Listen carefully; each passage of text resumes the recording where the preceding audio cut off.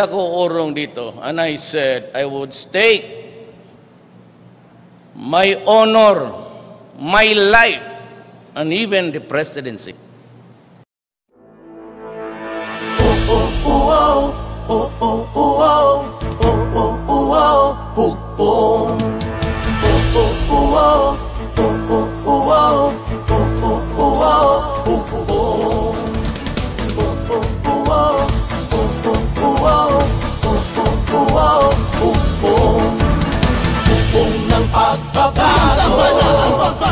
Hukong ng pagbabago, pag-asenso. Hukong ng pagbabago, pamanaon. Hukong ng pagbabago, katawan ang nasayo.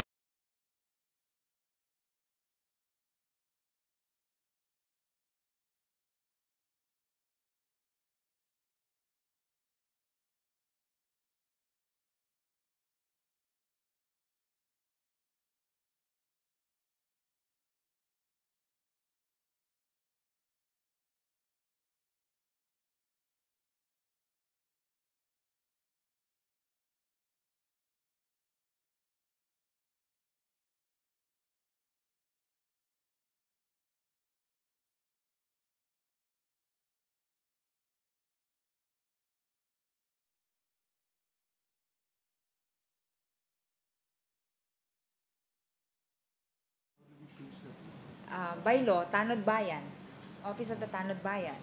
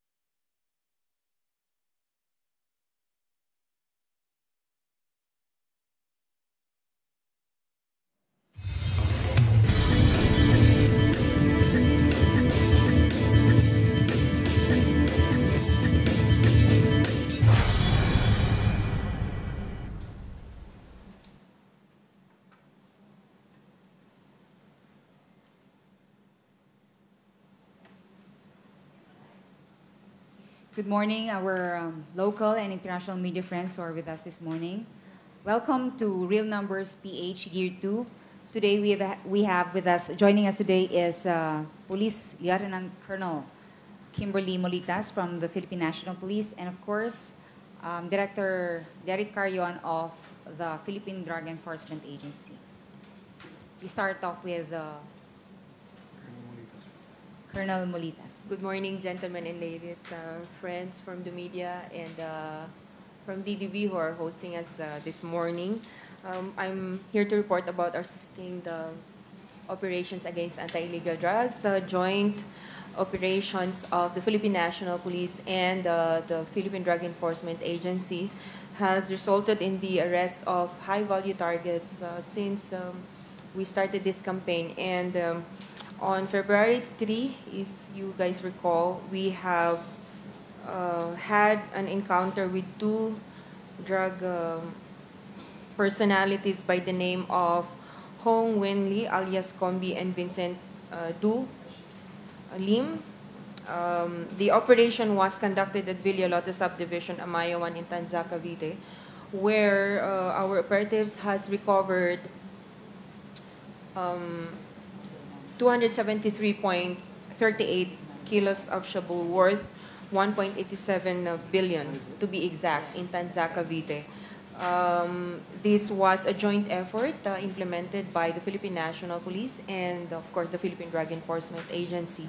Also, one remarkable accomplishment is the arrest of 7 drug personalities in Mandaluyong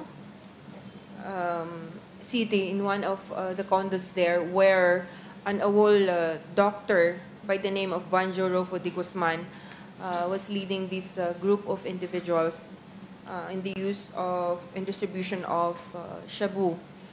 They are Francis Fajardo, Muhammad Duga, Michael Tan, Muhammad Morsi, Mark Adrian Ichaos, Keanu Flores, and again the doctor who is supposedly a member of the Department of Health, but in AWOL status, Dr. Banjo Rofo de Guzman. The operation was conducted February 28, 2019, at the Unit 4 JK Tower 3, Burbank, California, Garden Square, Barangay Highway Hills in Mandaluyong. Again, the seized shabu was 50 grams and 200 milligrams of GBL. They were all arrested and cases were filed against these individuals. This is part also of the sustained operations against high-value targets, which the Philippine National Police and the Philippine Drug Enforcement Agency has jointly focused in the last months, and we hope to have more in the coming months.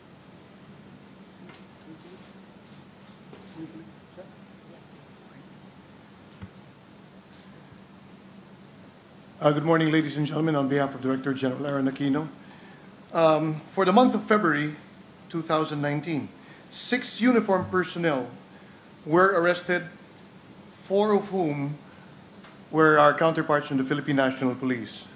For the details, we have on February 15, 2019, in Barangay Macabug, Ormoc City, a joint PDEA and PNP operation, which was a buy-bust operation, resulted in the arrest of patrolman Pelboy Lopez E. Abellanosa and patrolman Ronelo Felizarta E. Masicampo.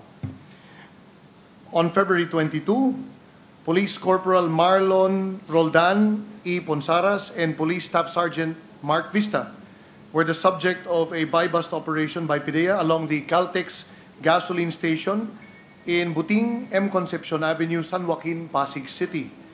They were both wounded and arrested during the operation when they shot it out with our undercover agents after the buy-bust operation was consummated. Confiscated were almost half a kilogram or 417.56 grams of shabu. On February 23, 2019, the area of operation was at the Bureau of Jail Management and Penology administered city jail in Maa, Davao City. Operating units were the PDEA and the Philippine National Police. It was a search and seizure operation in a jail facility.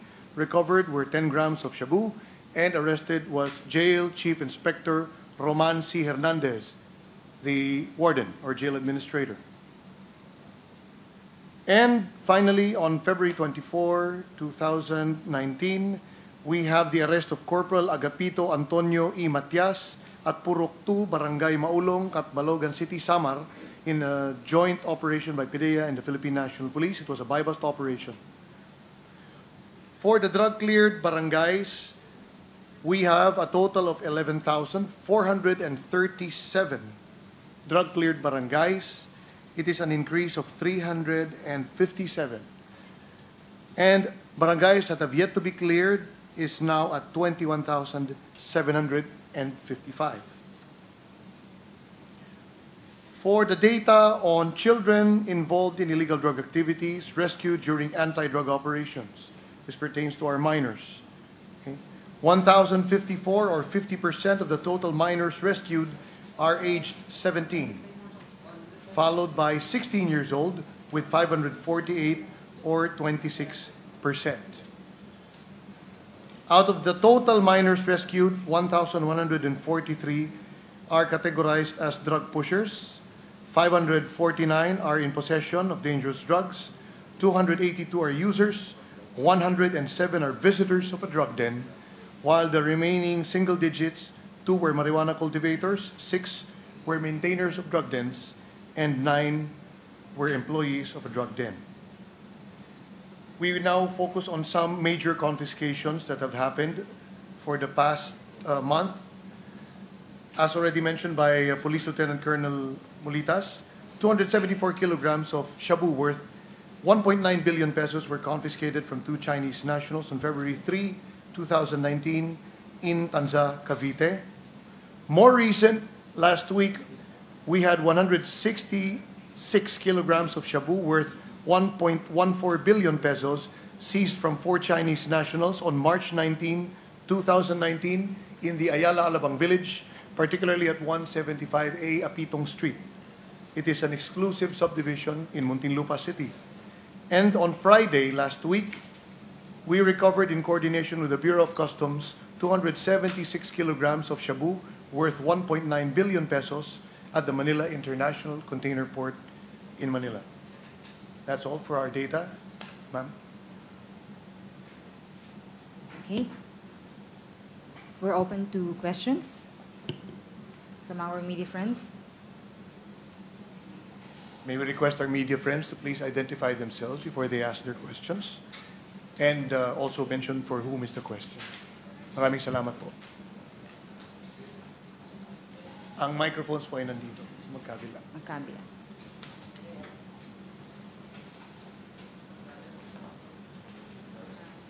Binibigay pala. Yung microphone binibigay.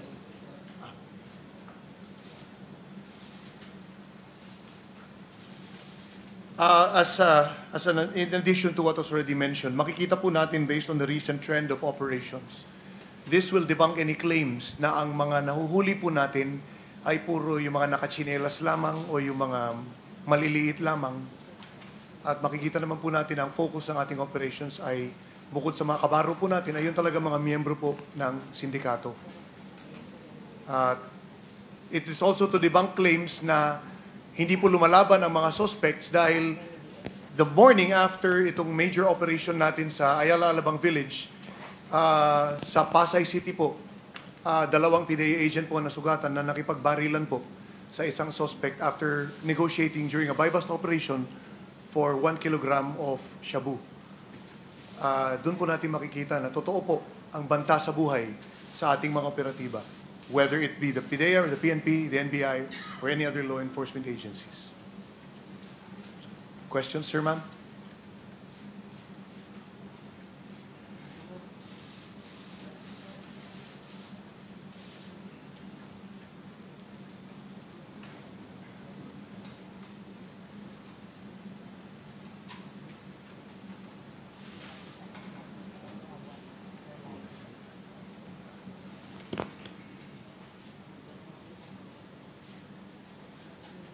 May additional information, may additional ulit tayo, mga kaibigan. Yung pong recovery natin nung Friday sa Manila International Container Port is so far the fastest coordination done with the Bureau of Customs, because upon receiving the intelligence and transmitting it at 2 a.m.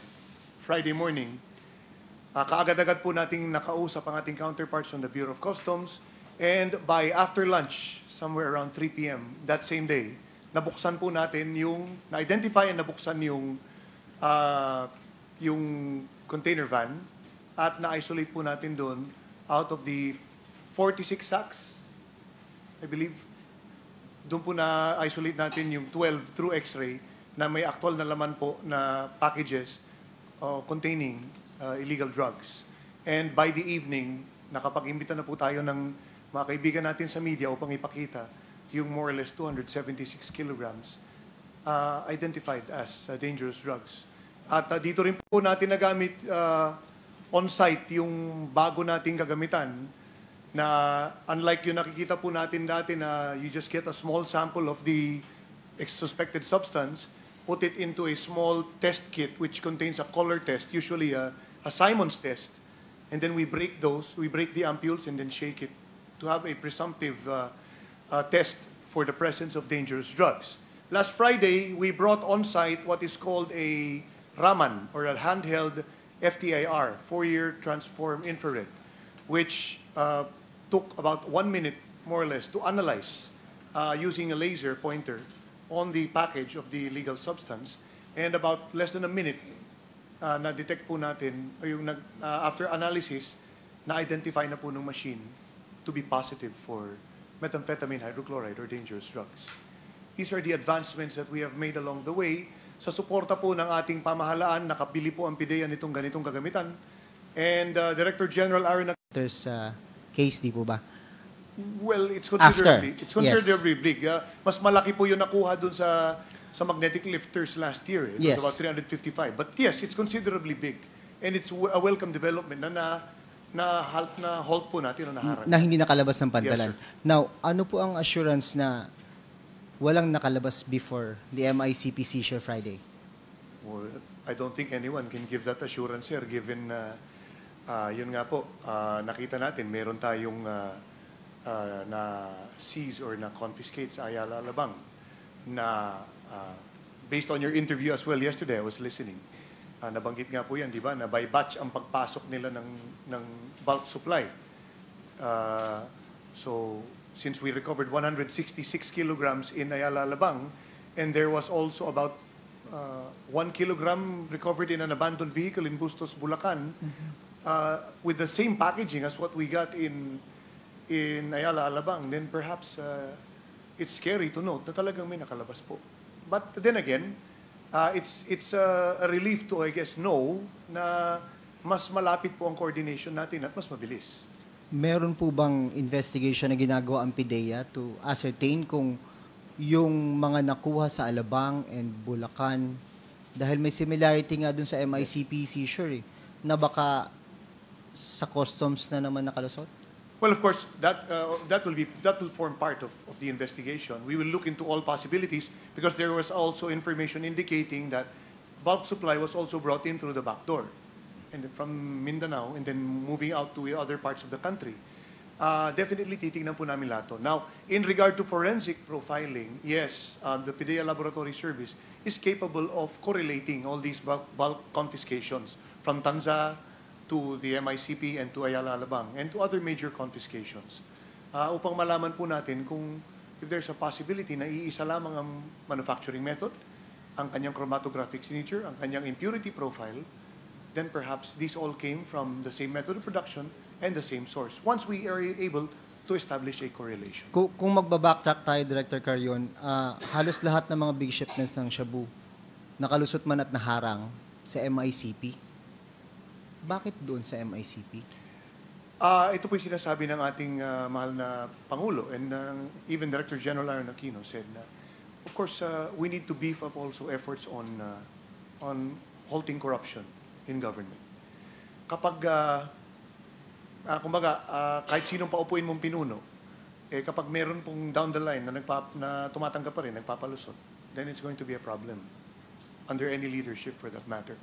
But again, it's a welcome development. And right now, once we are able to identify through intelligence that there is a suspected bulk supply coming in, and we immediately inform customs, we were given the green light to immediately open it anytime. Anong analysis ng PDEA, sir, na why of all district collection ports, MICP ng MICP ng MICP lang? Well, of course, we have to coordinate with MICP and with Bureau of Customs and even the CIIS on this, as to why, bakit doon at doon sila nagpapapasok. But of course, we just have to be thankful na naharang po natin ito eh. And definitely, we will look into other suspected shipments that might have the same signature. Nagbabacktrack naman yan, sir. At saka at least identified na natin yung consignee, sino yung broker. We have a lead and we will be able to file cases against the people involved. Si Alan, sir, may tanong. Thank you, sir. Sir, in connection lang din sa tanong ni June, yun nga, parating pinapadaan sa customs, paano kaya yung mga possible na hindi nasasabat? Kasi katulad yan, sabi nga ni Presidente, parang instead na mabawasan, parang mas matindi ngayon yung supply ng droga na pumapasok sa Pilipinas. Well, sabi nga po ng ating Director General kahapon na we cannot blame our dear president if yung perception niya is, kumbaga, the problem is really getting worse. Because used to be, I mean, we started here almost 13 years ago. Karamihan ng mga nahuhuli. Although may mga bulk confiscations before, may mga shabulab na nalalansag, but even the trend of operations before, we used to be happy confiscating by the grams, 10, 25, 50, 100. Biglang through the years, we've stepped up our operations and now it's by the kilograms. Ngayon po, 100 kilo na nakukuha natin and then, kumbaga, days apart lang, 100 kilo, leading to probably tons in a month. The perception would, of course, you cannot help but think, the perception would be, palaki ng palaki yung pumapasok. But what's important is, palaki rin po ng palaki yung nasasabat natin. Meaning, it's successful because it has been made a priority of government. Baka mas nabibigyan pansin ngayon dahil nakikita natin yun doon nakatuon ng pansin ng mga otoridad. At hindi lang po kami, pati ang kapulisan, pati NBI, pati customs, at even the armed forces has pitched in through intelligence support, through their Joint Counterintelligence Task Force. So, definitely, ang magiging perception is, malaki yung problema. But then again, this is why yung problema po natin sa droga calls for a whole of government and whole of nation approach. Meaning, kaya nga po, yan yung problema eh. Hindi lang pwedeng puro law enforcement operations tayo. Kailangan po natin matugunan din yung demand. So we have to do demand reduction. Kailangan po nating kumbaga, paigtingin at lakasan ng ating advocacy campaign upang ipagbigay alam sa ating mga kababayan, one, ang nakapipinsalang epekto ng droga sa kalusugan ng isang tao, sa kanyang buhay, sa kanyang pamilya, sa kanilang komunidad. At kapag lahat ng komunidad drug-affected, siyempre, ang buong bansa apektado rin po. That's one. Next, kailangan din po natin ipagbigay alam sa ating mga kababayan ang, kumbaga, dire consequences ng pagkaka-involve o pagkakasangkot sa illegal drug trade. Maaari kang, pag nahuli ka, maaari kang makulong, pag lumaban ka, mamamatay ka. That's part of the campaign as well. Now, moving forward, you also need to beef up harm reduction. That is why the PNP itself has its own recovery and wellness programs, reformation programs. Nung nasimulan po sa bahay pagbabago, now PDEA has evolved it into Palay Silangan. Dahil nga po, on top of the health rehab or recovery and wellness, kailangan po rito yung mga nahikayat na sumama sa industriya ng illegal na droga dahil walang kabuhayan, kumbaga, ma-refocus natin ang kanilang mindset na may ibang uri ng pagkakakunan ng kabuhayan na marangal, hindi droga. So that's why we established Balay Silangan Reformation Centers and we're working to increase them nationwide. And then yung problema po natin sa mga bata, nung Lunes lamang po, kalalagdan natin ang Memorandum of Agreement with the Quezon City Government upang mapilot natin yung ating project sa GIP Batang Solvent or project sa GIP Batang Lansangan. Kasi hindi na po matapos-tapos, ang sakit na ng ulo ng pulis dito, maya't-maya. Sasalbahin yung bata sa kalsada, tatawagin ang barangay at ang social worker, tatawagin ang magulang. Bukas makalawa, asan yung bata? Naandun uli sa kalsada. Kasi nga po, sabi nga ni Director General Aaron Aquino, itong mga magulang, pinapakawalan ng mga bata sa kalsada because they want their children to earn whatever amount by legal or illegal means. So it's about time na bigyan din natin ng tangible solution po ito once and for all. Balikan ko lang uli, sir, yung sa customs. Ganito, possible ba na yung nakikita nating bulk ngayon na pumapasok na nasasabat, ganito rin kalaki talaga yung supply na pumapasok sa Pilipinas at ngayon lang natin nahaharang? It's possible, sir, because look at the trend. 2017, paper rollers, metal paper rollers, 604 kilograms. Following year, magnetic lifters, MICP, recovered 355. Nakalabas, 4 na magnetic lifters na presumed to be about a ton, mahigit ang laman. So, tama po yung assessment na malamang ang pag-order niyan ng mga sindikato na ang nerve center ay nandun sa loob, na ang gamit po ay cellphone. Baka nga by the tons ang order nila. But then again, you consider the Philippine drug situation po. The Philippines is both a drug-consuming and a potential transshipment point sa mga kapitbahay po nating bansa na kung saan ang presyo ng droga ay mas mataas. Mas mataas pa kaysa sa ating presyo dito na nasa 6,800 per gram po ngayon na, as far as the NCR is concerned. Can be higher in some other regions. Now, noong pong nakipag-ugnayan tayo sa National Police Agency of Japan, sabi ng counterparts natin doon, ang 1 gramo ng shabu sa Japan ay $700 US. Di magkano po yun? Mas mahal kaysa sa Pilipinas. Sa Australia, ganun din po. Australia, New Zealand area, may demand din for methamphetamine hydrochloride or shabu. Sabi ng Australian Federal Police, ang average price doon, per kilogram naman po, 200,000 Australian to 1 million Australian. So that's anywhere from 8 to 40 million pesos per kilo. Eh dito, magkano ang kilo? 6.8 million. Kumbaga, may problema tayo in terms of consuming and as a potential market, but at the same time, tingnan niyo po ang situation ng kapitbahay natin, may market na mas malaki at dito dinadaan because we have a vast coastline, we have porous borders. So, yun ang challenge po natin, sir. Yes, ma'am. Sonny Esguerra po from TV5. Sir, may marami rin mga nagtatanong, lalo na yung mga netizens, hindi daw nauubos hindi daw mauubos hanggang ngayon yung ang mga Chinese drug lords. Hindi naman ginagalaw ni Duterte yung isa sa ginawa pa ngang advisor. At saka, sa mga previous, follow-up lang po, sa mga previous apprehension po ng PDEA, mas marami po, totoo po ba na mas marami yung sinasabing naaaresto na nag-ooperate dito sa Pilipinas ng mga Chinese nationals? Yes, ma'am. Kung titingnan po natin yung data natin on foreign nationals arrested, 60% of foreign nationals arrested are Chinese, whether it be from the mainland, from Hong Kong, or Taiwan.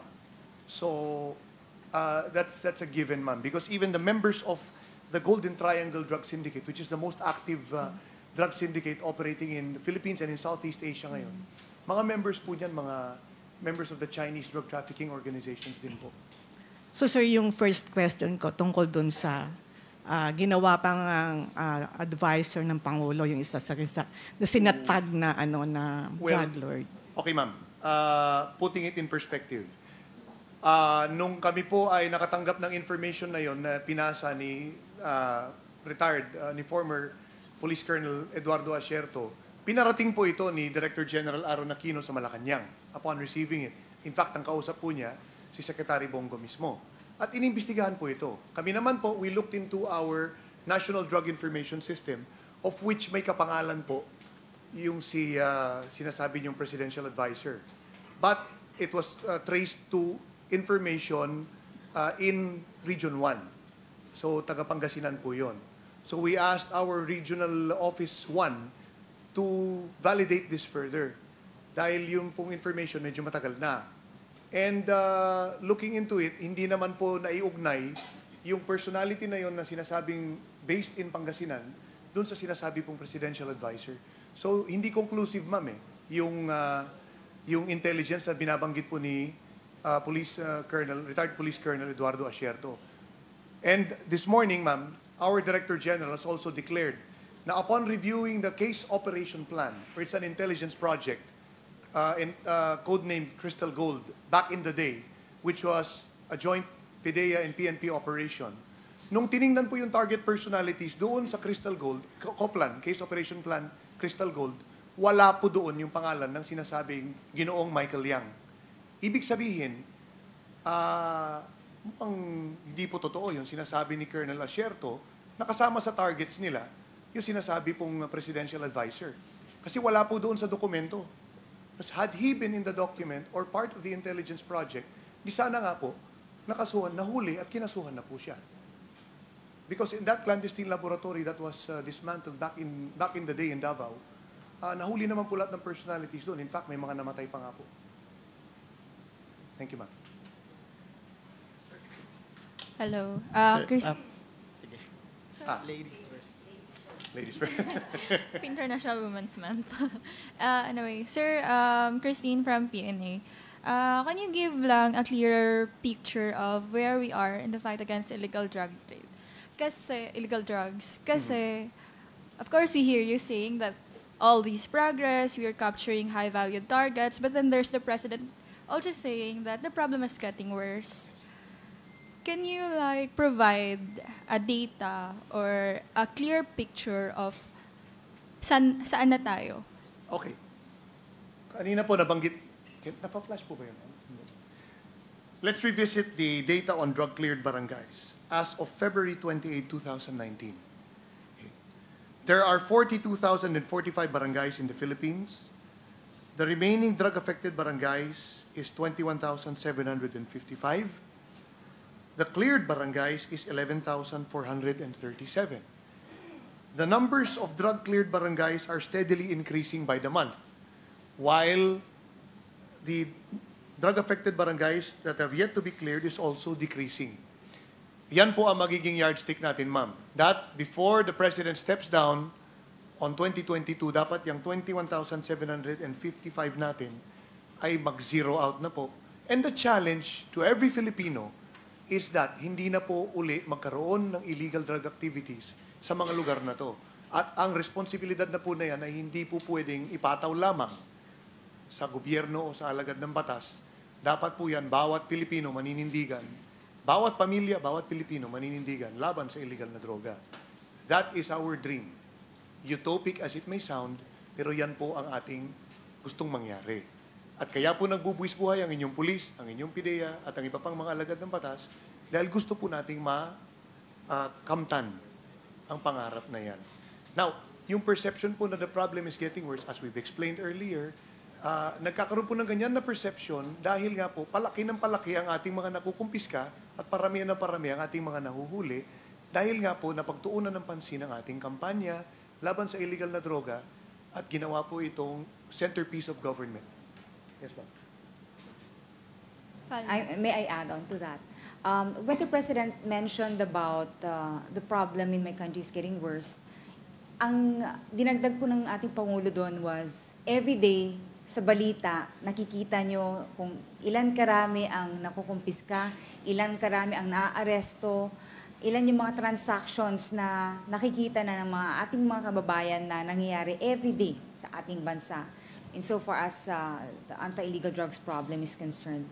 And like what Director Karian said, we're far from saying that today we are successful, but at least today we have something, our law enforcers are doing their jobs with sa mga data natin. In fact, lahat actually sa real numbers na data natin shows na seryoso ang ating pamahalaan sa kampanya laban sa illegal na droga. And these were problems that were not openly discussed before, perhaps because natatakot yung iba na mag-implemento, natatakot yung iba na pag-usapan kasi baka madamay sila, na this entails so much, perhaps not only millions but billions of pesos. Ito po ay kalakalan, ito po ay hanap buhay ng iba nating kababayan or ng ibang tao sa labas ng ating bansa. So, everything that we do, everything that government is doing this time from enforcement to rehabilitation speaks so much of how serious this administration is going insofar as the campaign against illegal drugs. Thank you. Good luck. Just to add also from the Philippine National Police, since the start of the drug war, we have been transparent and publicly reported that we have, from 2016, the crime rate in the country has gone down. And that has been the trend since the start of the war on drugs. And we know that the war is far from over, but every day, not a single day in this country that no report has been given to the public about the progress, the resolution of crimes, the progress of our operations, of your law enforcement agencies. We jointly, with the other law enforcement agencies in the country, every day put effort to make sure that the campaign against illegal drugs is sustained. And the trend of crime in our country, specifically here in the metro, has gone down from then to now. Hindi po yan nagbabago, bumababa po yan ng bumababa. And if we talk to people on the ground, to our communities, they feel safer and better now. even investors from other countries, even businessmen, are looking at opportunities to invest in our country. So this is also one of the indications that our war on drugs is successful. True enough, as Assistant Secretary Banag has mentioned, it is far from over, but and even if our president has said that the problem is still there, yes, it is. But we also have to remember that the war on drugs is a worldwide phenomena. It's not a problem that is contained in this country. It is a problem that is being addressed by other countries, our ASEAN countries and our other countries across the world. So it's not just us trying to fight this menace. It's also a war by other countries, and we are also trying to integrate our efforts with other law enforcement agencies in Asia and other countries in the world to be able to solve the issue. As Director Carion has mentioned, our country is a transshipment country, and that has been happening years over. It's not just during this campaign that has been the issue of our country, because we have porous borders, and we are trying to strengthen our efforts to be able to bring new equipment that would help our people on the ground working to protect our borders. We are trying to train our maritime police, our Coast Guard, but it's still a work in progress, and no other government has done this in the past years. So it is really an ongoing issue, no? Hindi lang po yan, it's not limited to our country, and in fact, other countries, our neighboring countries has expressed their support to the ongoing war on drugs, and I'm sure that you are all aware of that, but we have to be able to recognize that the problem is huge, and it takes a joint effort by not just our country, but also our neighboring countries to be able to address this issue. Thank you. We're showing some cards before we continue. We'll be flashing cards on the arrests of government officials. These were data that were not publicly open before, and of course the updates on the narco lists. Perhaps PDEA can give us an update on what happened with those in the lists, kung anong nangyari na po sa kaso. The Department of the Interior local government filed cases before the Office of the Ombudsman that morning before the President made the announcement during the National Peace and Order Council meeting in Davao City. And so far we've identified, based on the validation, 46 officials. May questions? Yes, sir. Good morning, sir. Raul Dancel, Straits Times, Singapore. Just to clarify on one figure you mentioned, you said 60% of the suspects you arrested are Chinese. Yes, sir. Can you put an exact number on that percentage? And is this a growing? Is this a rising trend? Are you seeing more Chinese drug criminals making their way to the Philippines? And if so, why is that the case? Okay, sir. We will fetch the data on the exact number. We'll give it to you later, sir. But as regards to the presence of Chinese, it's been a standing trend through the years. It's nothing new. That majority of those operating shabu laboratories in the Philippines, and even those behind bulk smuggling, are Chinese nationals. Of course, we are always in touch with the Chinese embassy in order to determine their real origin, because some were verified to be Filipino-Chinese, or in other words, have been naturalized. Some were actually from Taiwan, while others are from mainland China, and there were some Hong Kong-based Chinese nationals. But generally, of course, as far as the Chinese government is concerned, these are all Chinese. But why is that the case? What makes the Philippines so attractive to the Chinese? Sir, the drug syndicates themselves. It used to be, we had what were called the Chinese triads, so the members of the Bamboo Group, the 14K, and the Sun Yun. Now it's evolved into what is the Golden Triangle Drug Syndicate, of which is also dominated by members of Chinese drug trafficking organizations. But and then again, if you talk about Mexicans entering the Philippines, the Mexican drug trafficking organizations cannot operate and cannot distribute their product without the help of the Chinese drug trafficking organizations who have the network down the line up to the streets. So that's just the way it is. They've dominated the Philippine drug scenario for quite a while, especially after the introduction of methamphetamine hydrochloride or shabu somewhere in the mid-80s to the early 90s, back in the day. Just to get this question out there, no? Is it also because of the is the Philippines China-friendly, recent China-friendly policy? Does that have anything to do with? We don't think so because No. Since the drug, the campaign, over the past governments, this has already been the same issue with China. So this is not about the new government having a relationship with China.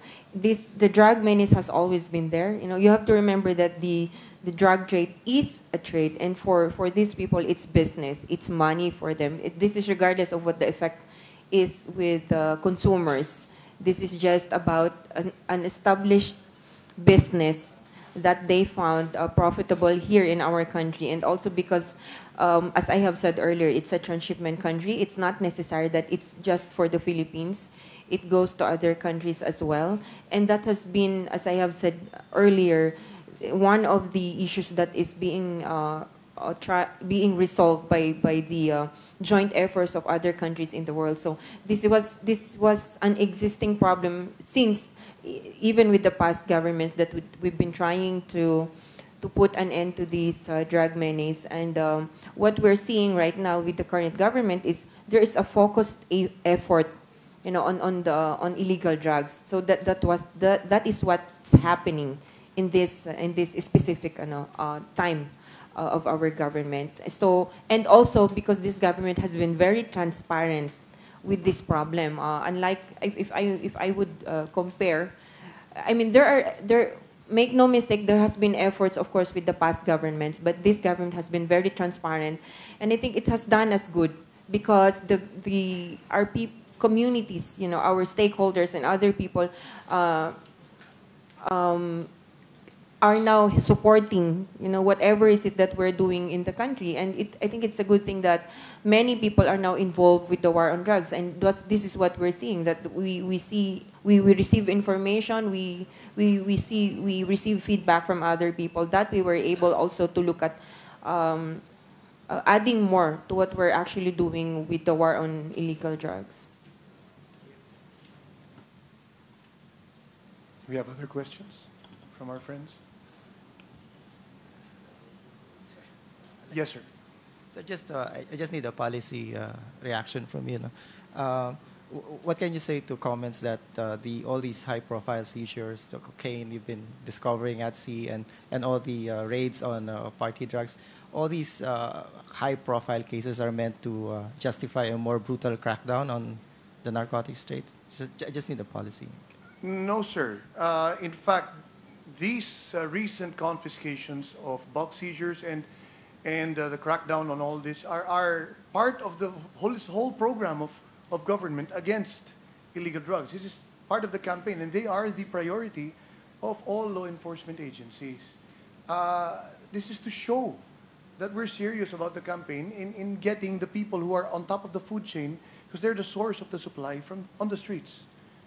And this is what law enforcement agencies should be doing. Well, of course, yes, the Philippine National Police has units on the streets who are dealing with the smaller illegal drug activities on the streets. But then these will not stop if you do not cut off the bulk supply. And so this is why, sir, law enforcement units are focused on it.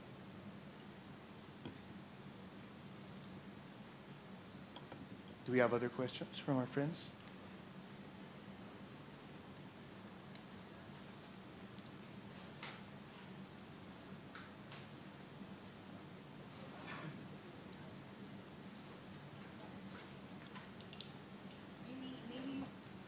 Maybe you move on the rehabilitation cards.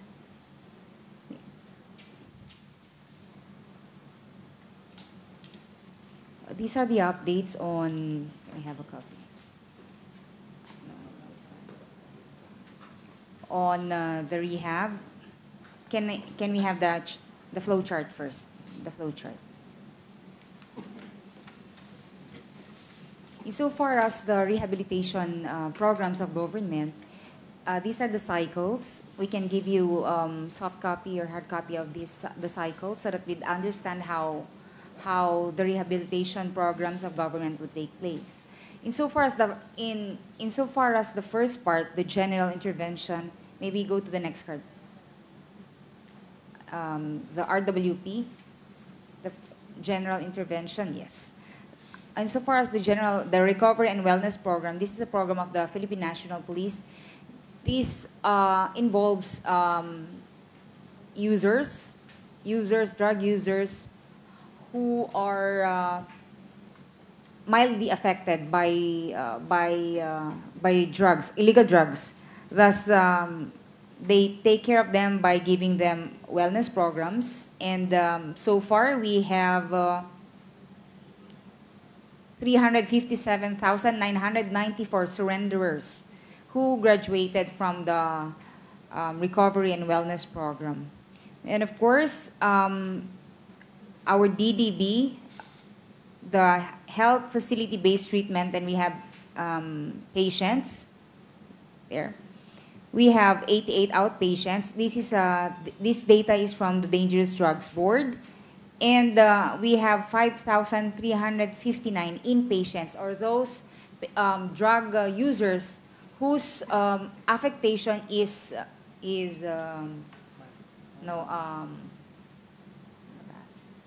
severe, whose affectation is severe. So far, and this also includes those in the government facilities as well as private facilities. Ayan. And of course, perhaps you can elaborate on Balay Silangan. What Balay Silangan is, how is Balay Silangan with the RWP? Yes.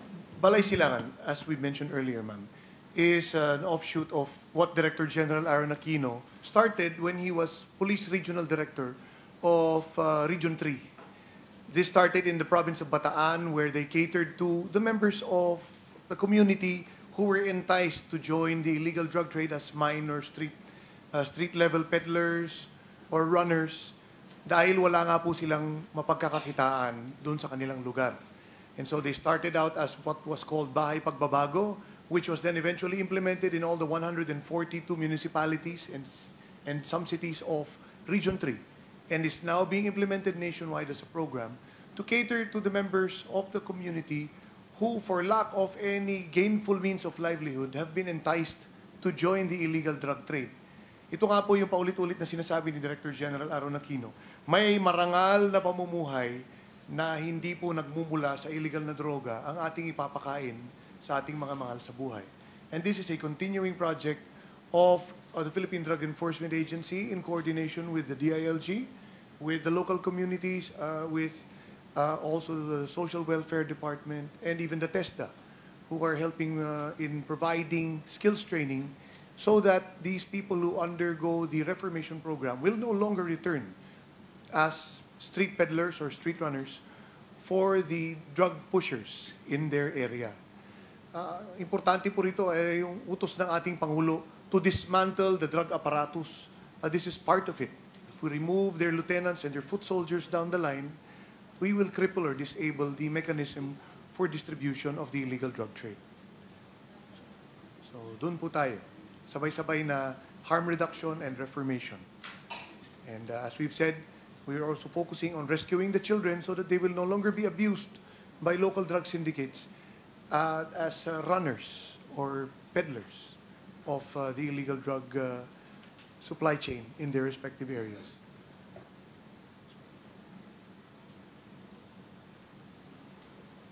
Wala na pong tanong. Ma'am, nabanggit din po kahapon ni Director General Aaron Aquino. Nagpapasalamat nga po siya at nariyan at hindi tayo iniiwanan ng ating mga kasamahan sa kapulisan na mahigit 200,000, 200,000 strong. 185. Oh, almost, yes. 185,000. Well, compared to your PDEA, which is only 1,800, 1,400 ba ang PDEA agents natin yan? About, yeah. 1,700? 1,800, sabihin nyo na, i-round off natin to include yung ongoing po ang training ngayon sa PDEA Academy.